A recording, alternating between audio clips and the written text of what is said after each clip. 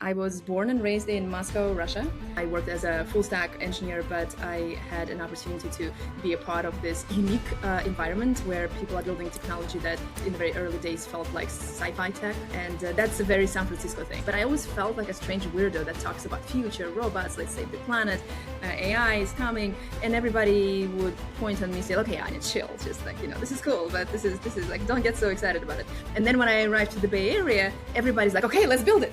So I knew right away that I found my tribe. We kind of live in a very funny environment right now because we are witnessing the emergence of this artificial intelligence that is coming and being birthed into this world.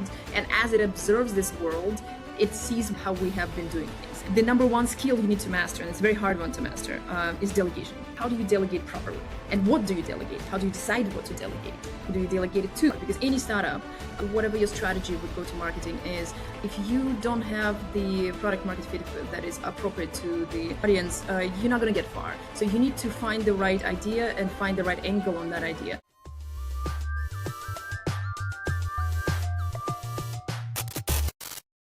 Hey everyone, welcome to another episode of Everything Outside Code, where I talk to a fantastic founder, GTM expert, or CMO, and in this case, an indie hacker, about the really hard parts of building a product, which, in my opinion, is going to market.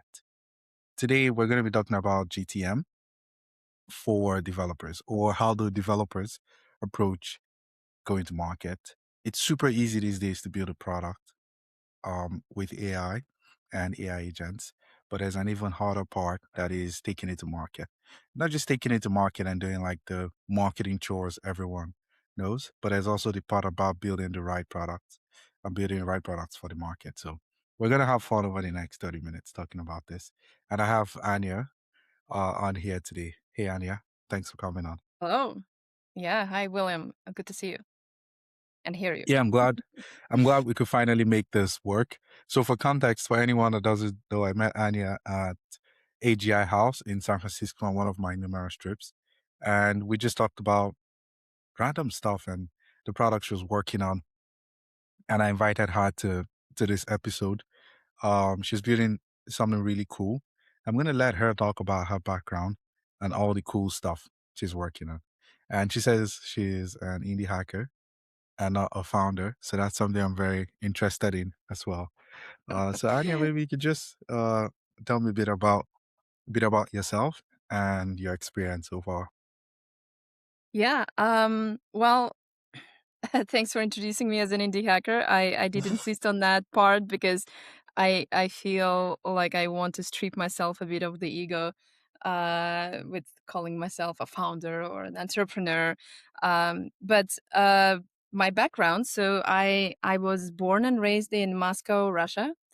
And in Russia, um, we, as with a lot of things, we got the internet access much later than the rest of the world. So it was 1997 when I actually got my first internet dial-up modem ping back in those days, and then I started. I fell in love with building websites back then.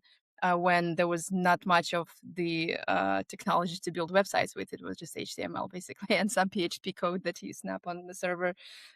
So I started a long time ago, and I've been grinding through this whole evolution of technology catching up constantly with various twists and curves of how the technological stack has been evolving.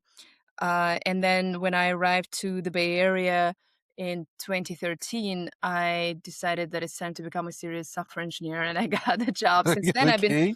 um, since then I've been working at all little companies, and I was very lucky to work at some very interesting places, like a quantum computer, for example, Okay. where I worked as a full stack engineer, but I had an opportunity to be a part of this very unique environment where people are building technology that, especially in the very early days, felt like sci-fi tech. And that's a very San Francisco thing. So that's what I love about San Francisco. By the way, when I first came to this country, I didn't land in the Bay right away. I tried different other places, but I always felt like a strange weirdo that talks about future robots, let's save the planet, AI is coming, and everybody would point on me, say, "Okay, Anya, chill. Just like this is cool, but this is like don't get so excited about it." And then when I arrived to the Bay Area, everybody's like, "Okay, let's build it." So I knew right away that I found my tribe. So I then progressed into larger companies. I worked at Uber, where I saw a very um, interesting and complex system design architectures and I was able to see exactly how it's being built, how it's being maintained by engineers that exactly know what they're doing, and with an inspiration to become one of those engineers, which I believe I have. That's the interesting part. The more you learn about it, the more your ego starts dissolving, and you're like, I don't know a lot of things. Yeah. But you start getting a good sense for what is a good system design, what kind of questions to ask your AI when you're uh, starting to design tools. So right now, um, I'm still at Meta, but we'll see how things go. And I honestly, I feel like I'm ready to advance to the what I see as the next stage of my career, where I want to fly free, and I want to become an independent consultant building things for others, as well as an indie hacker. I have multiple projects that I've been building throughout the years, but I always have um, them be kind of because I build tools for myself. I build things that I know don't exist. I Yeah. go out there, I want something, and it doesn't exist. And I'm like, okay, let's just build it. And now with AI, you can literally do that over the weekend.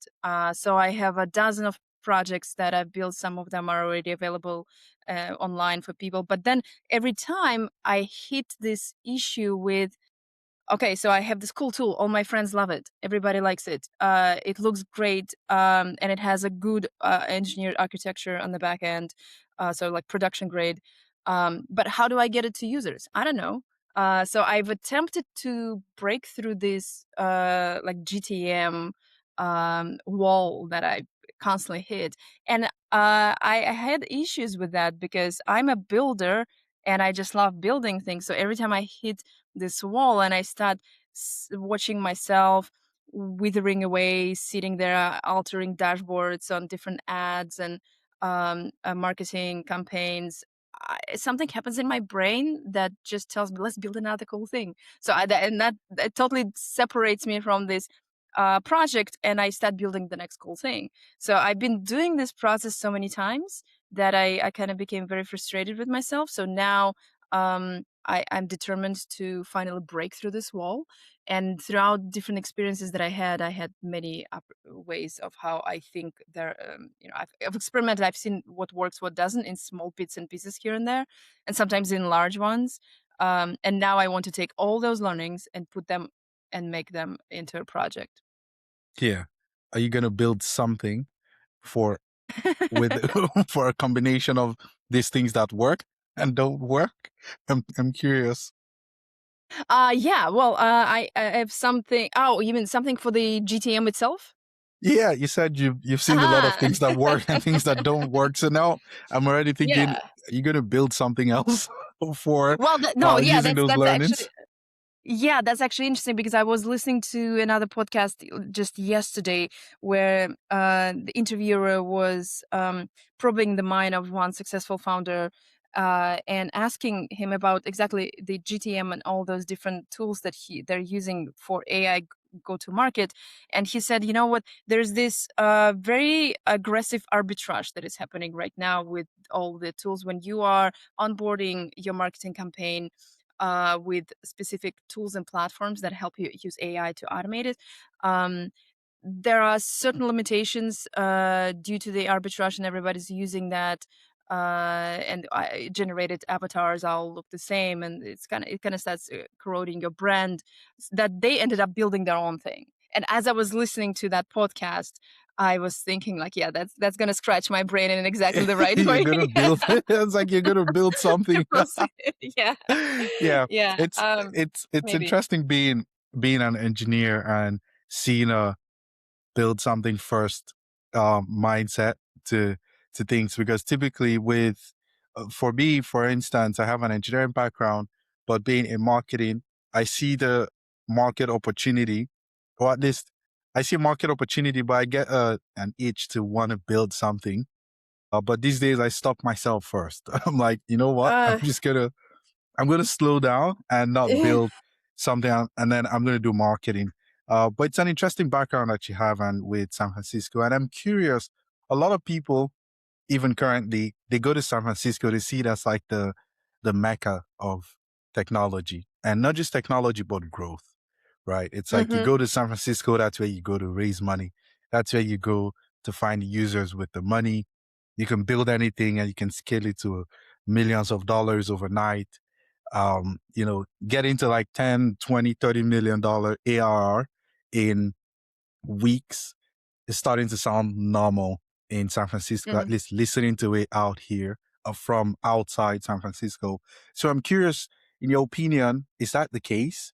What's been your experience like as an engineer or just someone that's building something from the Bay Area and going to market? Is it as straightforward as folks make it seem these days? Well, it's not straightforward, but it is a very lush environment where if you come with the right mindset, the right ideas, you can definitely make your way to those ARs that mm, uh, I believe, were hearing when you were here. But I want to say that so there's two things that I are unique to San Francisco as far as the stage of development of products. So the first one is the ideation part, because any startup, whether whatever your strategy with go to marketing is, if you don't have the product market fit that is actually appropriate to the audience, you're not going to get far. So you need to find the right idea and find the right angle on that idea. And that is something that sometimes means innovating. Sometimes it means stumbling upon something interesting. But in a lot of cases, you don't really know what it is from the very beginning. So being among a lot of people and networking and talking and showing your thing to others in a very rapid way, that is very, very useful, because here right now my Luma calendar is just exploding with so many events, and every single night I can click on any one of those and go and expose myself to a lot of people who actually will give me a lot of feedback. So that's a really cool thing. Um, and it's kind of like a, a bit of a madness setup, because you go to those places and there's everybody's talking about so many things, and everybody seems a little bit um how do I say it in a proper way? um You can say it in the well, improper loopy, way. like, yeah, you just talk to people, forget the things, like the attention spans are terrible, and so you try to team up, for example, with somebody, and you really need to test the people and see if that's going to be a good fit and so on. So trying to build a product, trying to build a team, it's definitely, there's more opportunities, but you need to go through this learning curve of how to handle the whole Bay Area genre. It Yeah. is very different thing. Another most important part, and that is something that I actually failed at badly when I first arrived to the Bay with all this ambition. So I want to be a startup founder, and I had many ideas. I sat down, I picked one that I thought is going to be back then on the market. It was very promising. But it was overly ambitious, so I needed to find real funding. I started doing this whole classic thing with running around like crazy to investors, showing with pitch decks and trying to raise the money. And my problem was, and that's something that actually all the investors who were interested pointed out, is that I didn't know people here. Like I was an outsider out of the network, and the correct approach was to first come in and build your network. to first get to know people and find, because when they told me, "Oh, we like your idea, we like the execution, but go find a co-founder and we'll give you the money." And I was like, "Oh, well, hold on. What are you talking about? Why do you need a co-founder? I can do it myself." And they're like, Yeah. "Sure, we believe you. This is totally awesome. But for us as an investors, it is really a statistics game. So solo founders just fail more often." And you will be much more successful, and especially with the first round with somebody who's out of the network, like this is a risk factor. So I made this mistake, and now it's been almost 10 years since I made that mistake. So by now I have a lot of friends and connections here, and investors that know me. So I think I'm ready to start doing it differently. But this Yeah. this is one of the biggest advices that I would give to anybody who comes here with an ambition in the head to do something. Yeah. That's a that's an incredible advice because I once spoke to someone that works at a VC, a partner there, and he said first, two things he said is like, if you don't have to raise money, don't raise money, right? Don't take it. Mhm. I'm like, oh, aren't you shooting yourself in the foot? He's like, yeah, I know, but I'm just being honest with you. And secondly, he's like, um, you don't see it, but there is, you come in here first, you're an outsider. You have to break in somehow. There is, um, it's not as level as folks make it out to be, but also it is lush, like you say. There are opportunities, there are more opportunities out there, right? Everywhere obviously has like that barrier that you need to break to get in. But obviously in San Francisco, there are a lot more opportunities to go around Yeah. for sure. So that is great. And yeah, I agree with you that just a lot of events. And I like the idea of pressure testing your events because obviously the first part of going to market is ensuring you have a decent product. You can find product market fitness before you start amplifying the product. And just being in a place where your product will be pressure tested and would you say people call bullshit quickly and just tell you like, hey, this is not, you're not going to make it, or it's like they just keep edging you on? What's it like? Well, it's interesting. That's a very good question, actually. So I think there are two types of responses that I think the first category is, I don't know, useful or not. The second one is definitely useful. So the first one is when people have a very genuine excitement when I show them something and they're like, "Oh my god, this is so cool. I actually want to use it." And you can see the genuine excitement versus, and that's the cool thing about going to networking events and just showing it to random people, because if I show it to my friends, They're going to be they, kind. yeah, they will be like, "This is cool, Anya. We love you." That's great. Yeah, I'll use it. But then, so I don't know if that's genuine. Or not. I mean, I know it's genuine, but I don't know how much it is biased, and it probably is. But then when you show it to people who uh, know you for 5 minutes, and you just met at the networking event, and they have a very genuine excitement about it, that's when I know that this is cool. Like this is gonna there's something here. Um, so that's one type of responses that potentially are a good signal.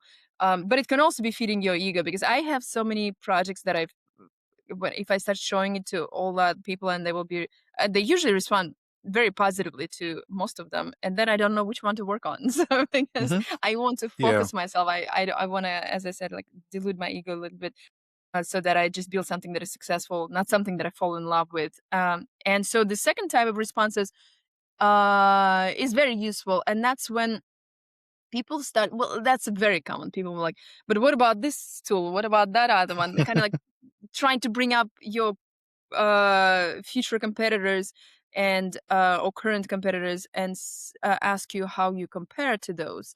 And it's interesting because um, it is a very natural thing, especially here in San Francisco, because everybody thinks they have a cool idea, Okay. but usually there is something out there that is very similar or already exists. And very often I got people to point out to some tools that I was not aware of, and then when I look at it, it's like, yeah, that's kind of similar, sure. but at this point you have a choice. The choice is you can get discouraged and say like, oh no, like that they already exist, I didn't know. Yeah. But then the way I think about it nowadays is that, sure, something like that, for example, already exists. But there's a lot of things that exist that are very similar, and it's a matter of packaging. Some people Hmm. like Claude just because it's Claude, not because it produces better responses than GPT. And I'm not saying it does, but they're kind of different. But it's a matter of ambience that you provide in the tool. So you can have a totally same service, same architecture, same everything, but you have a better interface, and people just like that. So you can always get a slice of that pie if you just make things. In fact, there's a whole genre of indie hackers and solopreneurs right now that is emerging, where they literally just make replicas of tools that already exist, and they put a slightly different spin on it. So that's Yeah. totally normal. Yeah. I So yeah, agree. this is a good feedback always. Yeah. No, that's great. I think that's cool. And always having like both sides, but having the realists that'll tell you, but have you tried this other product and have you tried like this other service? I personally find that very valuable. Something Yeah. I'm curious about is you mentioned investors wanting you to have a co-founder. Obviously, you want to find a co-founder that complements you. You probably don't have one now. I don't know what that looks like, but I met you at a hackathon. You were collaborating with someone um, on a project. So Yeah. I assume you've worked with a plethora of people on hackathons, different projects, probably like tried a bit and saw if it worked. What would you say are some of like the qualities anyone and you look out for in a co-founder with you being a technical person? So if there was a technical co-founder, a technical person out there that's looking out for like a co-founder, for you, Mm. what's sort of like being like the positives or the things that you look out Hmm. for and Hmm. say, oh, this person could make a great co-founder, and from your experience as well? Yeah. Well, okay. So this there's multiple bits of advice here that I usually hear, um, and there are a couple angles. There is a co-founder fit in terms of what I'm looking for as a co-founder or founder, an idea creator. And there's a co-founder fit from the perspective that is a good fit from the perspective of investors. And they actually look slightly different. Okay. And there's this distinction that is there. And if it is possible to satisfy both, that's a golden ratio. But in most cases it's not, especially in my case, it was a bit tricky. So from the investor perspective, they don't like situations where one of the first questions they will ask when they interview you as co-founders is, how did you meet? And when did you meet? And they like hearing stories like, oh, we've known each other forever, we graduated together from the CS degree, and we kind of went through multiple, so they life cycles together, so they know that these people know each other, they know how to work with each other. Because co-founder, once you put investors especially into the mix, that's like sealing the marriage. And it is very critical to know exactly that these people will stick around through the hard times together. So that's what investors are very sensitive to. Um, and you never know if you meet somebody, even if you know the person for just a couple months or a year, and you've seen them daily, you still don't know enough about the person, whether or not, because you haven't went through the hard times together, and you don't know how the person is going to respond and react to that. And when you are doing a startup, especially once you start going on the higher max speeds with investment money, this becomes a very different stress story. And so that's something that investors want to see, is that you've had a long run together, and you have worked and collaborated.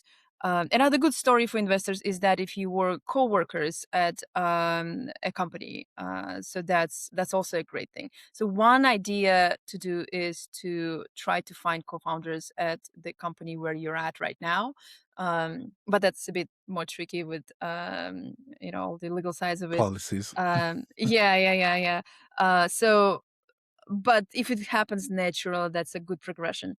But for a co-founder, me myself, um, it's kind of interesting because now I see it the same way. I wish that I have graduated with somebody that I from the CS degree, and we could be I can approach and say like, let's do it together. But I don't have people like that in my social circles. So if I want to find a co-founder, I'll be just approaching friends, or I'll try to go to hackathons. And that was when you and I met. That was actually my intent. I went to the GTM hackathons because I wanted to find the person to help me with GTM. Um, because although right now I'm doing everything myself, but I want to focus on just building things as much as possible, because that's what I like and that's what I'm good at. Um, and so I'm fine if I find somebody on a hackathon that we will click. But what I will not attempt doing is raising money in this scenario, because um and that's why I also want to more err on the side of like indie hacker, because I don't think I want to do the whole classical old era. I call it the old era, and I'll explain in a second why. Um, Set up with investors rounds, different, uh setup where you actually are glued to one project because you're now committed with investors' money. So there's this whole slow burn that really puts you in a certain trajectory that eventually gets you to the VC doors and so on. And I don't want to do that anymore. Like I don't want to. I tried it before. I kind of burnt myself, as I mentioned already, and I don't want to do it for multiple reasons. One is because I actually when you start doing that, you're again like a marriage, you really commit to it, and investors want you to see you do only that all day long. Like that's all you're gonna be doing from now on for the next 4 years at least, right? So, and preferably longer, of course. So that becomes your life. And I have these other things, like I wanna do a podcast. I actually want to do, other key topics in my life that I want to go back to school and study, and so on. So I want to have that freedom where I can just work on something 2, 3 days per week, as far as the full time allotment, and then the rest of the time I want to do these other passion projects that I have. So I don't think that suits the classical path. And the second reason is that I think it's possible in the day and age right now that we're entering with AI, Hmm. it is possible to be a solo founder or a small team, and actually achieve massive success with smaller projects, indie style, using AI for multiple sides of the project. I do think that is critically important, or at least it's a great benefit to be somebody who has been in the industry like myself for a very long time, because otherwise you can make a lot of mess with AI and not know that you've made a mess, which will become a problem eventually.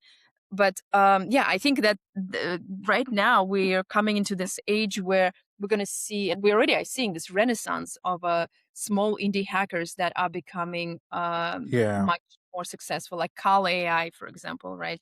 The Hmm. guy just basically created the massive exit with multi-million dollars exit, just basically using AI. Yeah. Yeah. I agree. I agree with you. And yeah, those are two situations. Great that you pointed them out with finding a co-founder. And it's interesting when you say you understand the VCs now. When they they ask for, or they prefer, folks that have known each other for a while. Basically, these are people that are friends. They've been through, tough times together.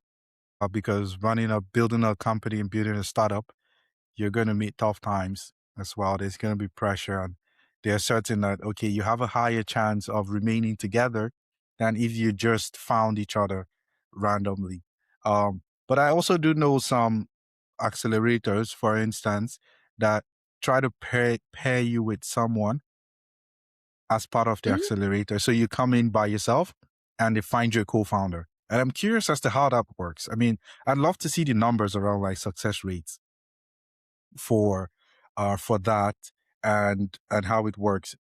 So would you say were you successful at like the hackathon, for instance, or have you been successful at finding co-founders from events, right? Co-founders that could come on board and help with like the growth side of things. Have you been successful with finding them at hackathons and events? Have has there been someone that you've met and you've been like, this person would be like a great co-founder for me, but maybe the time wasn't right? And what were some of like the qualities they had that made you go, I think this person would be a great fit for me? Mm, mhm. Well, not yet. That's the short answer. Okay. But I think because I haven't went to that many hackathons yet, I went to hackathons just recently. Mainly, I started doing this rapid fire because I'm very determined to break through this marketing wall, GTM wall, and so as I mentioned, the hackathons are filled with a lot of people who have a lot of inspiration to build things, and it is a bit tricky to try to understand. I mean, it's a good exposure to different market of talent. I have yeah, actually, I have met at one of the hackathons that I went to recently. Because for me, it's also a generational gap that happens here. I walked into this hackathon, and there's a massive, large auditorium room, and I instantly became a little bit depressed because it was filled with very, very young people. And I'm of a different generation, so I started walking through the room, and I don't want to find somebody. It could be that if I find the right person, um, very young, like 20 something years old, um, because there's always energy and ambition to build things, it could be a good fit. But I feel like I want to find somebody who has been in the field for a long time, and that's probably a harder ask. But that's my Yeah. personal preference. So I started walking through this room, and I noodled through the different tables, and I just didn't see. And suddenly, at the end of the auditorium, I see these two older gentlemen sitting there and feeling like they really Out know of what they're place? doing. Oh, Uh, oh, okay. no, they were owning the space. Yeah, kind of out of place Okay. as far as the contrast of the age. But I was like, Yeah. I want to work with these guys. So I walked to the table. They looked at me. I looked at them, and instantly we just knew that the team was formed. So I sat down. I joined the team, and we had a blast. We built this thing, um, and the way we were working together, that was actually great. And turns out one of them had also a birthday. So then after that, we went and got drinks, and we had an opportunity to learn more about each other. But the vibe of how we were working together was actually right on spot. And that's where it also shows for me personally. I can see the experience and age, because the professionalism, even in the small interactions of how you pass on tasks, how you execute, somehow there is this a flow that you just already know how should be done. So that's great. That was awesome. And yeah, these two guys, I actually would totally snatch them for startup co-founders. Yeah. That's great. Well, it feels like, it's the situation where you meet them, you just know. The vibe Yeah, yeah, is just there. It's not there's no it's more chemistry than math, right? yeah, And then yeah, having like definitely. set checklists is just like you feel it and yeah, sure, you can build with this person. So you did mention having tried a lot of things, different small Yeah, things. Some have worked, some haven't worked.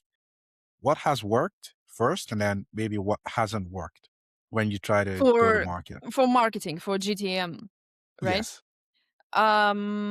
Well, so it's interesting because things are changing rapidly right now, right? So things that have worked before maybe wouldn't work now. But a while back when I attempted my big startup idea, I wanted to, and every time with all the projects, I would I've tried classic ads, for example, right? And you recognize very quickly that it is much more expensive than you anticipate. And getting users on board, there's this whole funnel that eventually ends up costing you more than the lifetime value of the users. So you need to find that ratio. You need to start optimizing aggressively on your ads and creating all. So there's this classical thing that everybody does. But there's also this indie hacker path where you try to hack your way into some non-conventional approaches for how you can get users. And there's different tiers of that non-conventionalism. Um, and a while back, I thought I sat down and I thought, okay, and the project was a two-sided marketplace. Um, and I sat down and I thought, okay, I need two groups of users, two types of users. How do what are the creative ways I can hack my way to those users? And I actually did something that I don't know if it's illegal, but it probably crossed some terms of service somewhere. But I've discovered that one of my competitors had user profiles that are accessible online with their emails. Wow. And I was able Okay. to create a scraper that was just like went through the data. And it was a bit of a work to try to figure out how to do that in a proper way because you needed to come up with the way how to get first all these slugs of all the user profiles. Then you scrape those, then you get to those profiles, and then you get to the email. And I was able to get about, I think, like 50,000 emails of users directly. And I then emailed them and said, like, hey, I'm creating something that I think you're going to like. And I ended up onboarding 3,000 users that way. And it Wow. cost me, I hired a guy on Upwork to do the scraper. Although I could have done it myself, but delegate, that's another thing that we didn't mention, but I just want to deviate and mention that this is the most important skill that any founder, no matter you're an indie hacker or a large company creator, the number one skill you need to master, and it's a very hard one to master, is delegation. Like, how do you delegate properly? And what do you delegate? How do you decide what to delegate? Who do you delegate it to? And so on. So there's all these things. But that's something that I think about at every step of everything that I'm doing now. Is that, do I delegate it? Do I do it myself? And usually the answer is that I first do it myself for a little bit to get the sense for what the task is or what the tools that I required, and then I delegate. So, anyways, I delegated that tool to the developer. We did the scraper, and I got 3,000 users. That cost me like $50. Yeah, That's that was that's that was one way. that's a nice growth hack for sure. Yeah, And yeah, you just invited them to your product. That's it. yeah, yeah. I just emailed, said I'm building something that I think you're gonna like. And out of 50,000, 3,000 onboarded. That's that's even higher than the average like cold email conversion rates, right? Yes, because this is cold emails usually have a broader scopes. They're not as Yeah. targeted. Y- This was exactly the competitor. So that Yeah. was exactly the tool they already were using. That's great. I need to write it down. I don't care whatever term of service line I'm I gonna be actually sat down crossing. and read their terms of service, and it was a bit painful. Yeah. So what else? What Yeah. other growth hack? What other thing has Uh, worked? right now, so because I'm really curious to see how I think what works for small indie hackers and solo creators is slightly different than what works for large companies, obviously. There are some overlaps, but it's interesting. So the smaller builders, there's all these things about there's kind of like a grind way where you start posting on the boards and building in public and doing it. It takes a lot of time, but it builds some reputation and it builds users that are more genuine, that could become your first users that will genuinely love the product because they actually also start to know you as a personality. And so these are going to be your cheerleaders as you go into the future. So that's one thing that, and I guess I don't have enough patience to actually sit down and do that, but I know that people do that Yeah. a lot. I feel like there's a lot of time investment on that. I'm just itching to build things. So I'm trying to come up with ways that are more automated, and I'm exploring more ways to do the AI path right now. And I've done a lot of research and experimented with things before. So one thing that worked for me is, okay, so another big hack, not hack, but actually just something that worked for me. I built this project in the very early days of AI. I think it was early 2023. I built this tool I basically vectorized all of the archive papers, and that Okay. was a semantic search for archive. So because I'm into physics, I want to go back to school and continue studying physics, and I want to stay up to date with different physics research on specific topics. And I don't want to sit there and constantly Google things and look up papers. So I wanted to do a semantic search where I can just enter and describe what I want, and it will pull up a bunch of papers. So I vectorized archive. I created the search engine. I built it. I kind of went into this almost like manic episode, which I always have when I have new idea, building nonstop for 2 weeks. And well, this one was almost 2 months. And so I built it. I put it online. And now it's sitting there in crickets. It's like, how do I get users? Okay, what do I do?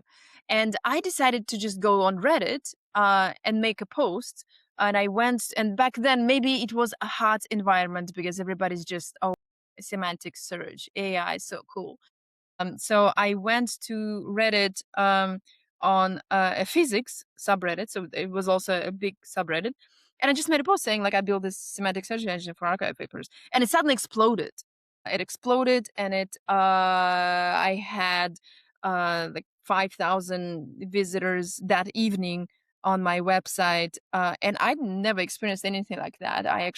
My Wow. servers started crashing. I had to figure out how to get them back online fast, just because they were not scaling. But then um, I fixed it, and the users started coming in, but it was free. It was not paid service. At that point, I was just experimenting with the tool. I just wanted to build something cool and useful. And but that was an interesting thing that showed me, like, oh, Reddit actually is a cool thing. I never thought before that. I was actually not a Reddit user. And I never thought of Reddit as a way to get users for some reason. I don't know why. But that gave me a sense for what the power of Reddit really is. And so now the project years later, well, not years, couple years after that, I decided to experiment with Reddit. I thought, okay, let me try ads on Reddit. So I went ahead and I had this other project that was more for the crypto community. And I thought Reddit is going to be perfect for that. So I started experimenting with things like I'm going to mention that, which is not something that you will hear in a classical official training material for how to advertise your project, but there's this thing called astroturfing on Reddit. So Okay. astroturfing is it's kind of funny because I kept hearing the term, then I kept learning more about how it's being done, and then I learned finally the meaning. It clicked suddenly. Oh, astroturfing is a fake grass, right? So it's a fake grass movement on Reddit. That's what it is. Uh, so Okay. you create this, and it's kind of interesting. I always thought about it as something extremely disingenuous and so on until I went to one of the events in San Francisco where it was sort of ask me anything evening with the VCs of some I'm not gonna say which VC funds, but one of the ladies from the VC fund, when she was asked the questions like, how do I test my idea? How do I test, verify whether it's going to work or not? And as she was listing a bunch of things, she kind of casually mentions like, also you can like astroturf on Reddit and just see the reactions of things. And I suddenly realized, Okay. and so somebody asked her like, is this something that people do come? It's like, yeah, like this is a common thing that startups do. I would actually suggest that startups try it. And I thought to What is myself like, astroturfing? yes, astroturf. Okay, yes, I went on a rant pitching it, but now let me tell you what astroturfing is. As I said, it's a fake grassroots campaign on Reddit where you can validate and test your ideas where you have, because Reddit is inherently anonymous, right? That's kind of the major feature of Reddit, is that all users are anonymous, and a lot of people have multiple Reddit accounts for multiple reasons. And so astroturfing is when you start posting on Reddit about your project as if you are somebody who just discovered it. And you're like, hey guys, I found this Okay. super cool tool, la da da da da, and check it Yeah. out. And so you don't do that from one account, you do that from multiple accounts. And because Reddit has multiple ways of how they don't like it, there are professional people who do that for you from accounts from different places in the world, like using VPNs, and they breed those accounts because they often get closed and so on. So there are people you can hire who can do astroturfing campaign for you. And Yeah. this one actually is extremely powerful. I had we did couple posts and they have to warm up the account. There's a whole process, and we did couple posts, and one of the posts brought in, I don't remember how many, but hundreds of visitors onto the website. And I got actual paid users from that stream as well. So astroturfing, that's one way to hack your growth. Again, I don't recommend doing that as a long-term strategy, but it's a good way to get initial feedback, initial users, some initial fire going. Mhm. And that's definitely it's much cheaper than a lot of campaigns. Yeah. But as far as paid ads, so the classical path, classical way, the one thing that I hear again and again right now is that the Meta platform, Instagram, Meta, and especially Instagram, is the go-to right now for multiple reasons, because effectively they have so much data on the users that their algorithms The are so the well targets tested. are Yeah, the better. target is so good, and so it's much more effective. And if you want to focus on just one platform for the classical path, that's definitely Meta. And what I'm doing right now, and again, this is something that I guess everybody's doing, and that is a fine thing, and that is the future of the ads, is creating AI generated content. So we kind of live in a very funny environment right now, because Yeah. um, we uh, we are witnessing the emergence of this artificial intelligence that is coming and being birthed into this world, and as it observes this world, it sees the way how we have been doing things, and the way we've been doing things in the marketing in the past decade or so, that was actually surprising to me. I didn't think it's gonna catch up like fire, is this whole influencer and creator Yeah. marketing field. When it first emerged, I thought this is a silly trend and this is not going to go anywhere. But Mhm. now this is the way to It, advertise it your products. it is the way Uh, the way to go yeah, now. yeah, yeah.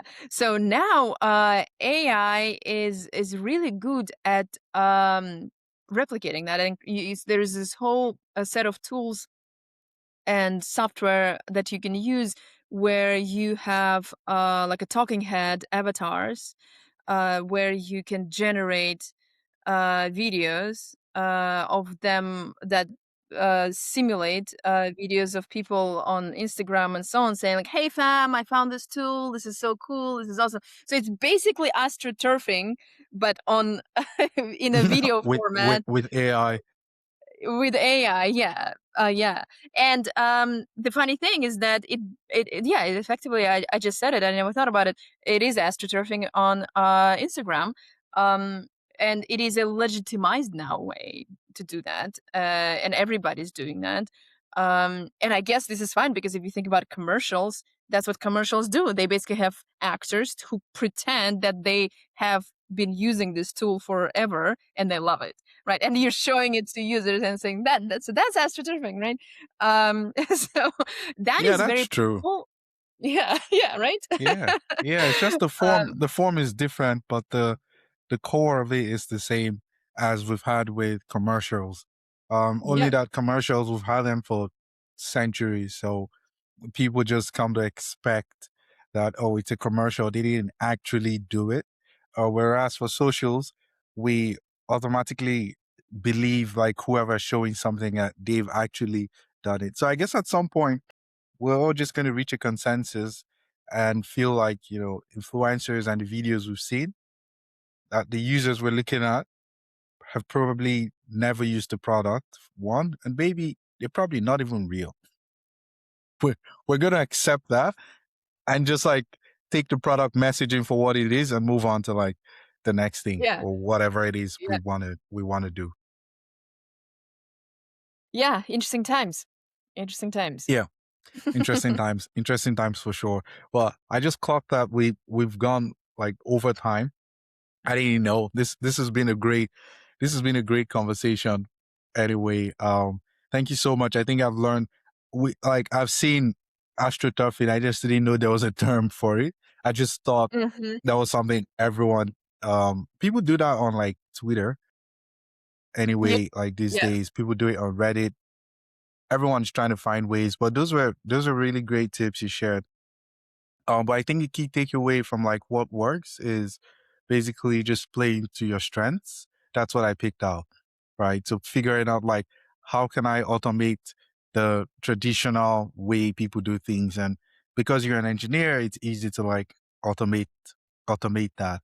But I guess maybe spending more time figuring out like maybe how can I conduct tests, learn from the tests, and then improve the automation will probably be a logical next step without trying to build a side quest, like without going on a yeah, side quest to yeah. build I know, right? to build something for that. Because you end up doing this A/B test, and then it clicks in your mind that, oh shoot, I need to build an A/B test platform to help Yeah, me. right. And then you gone for another 2 months. you're Yeah, yeah, that's you're how it just gone happens with for me. that.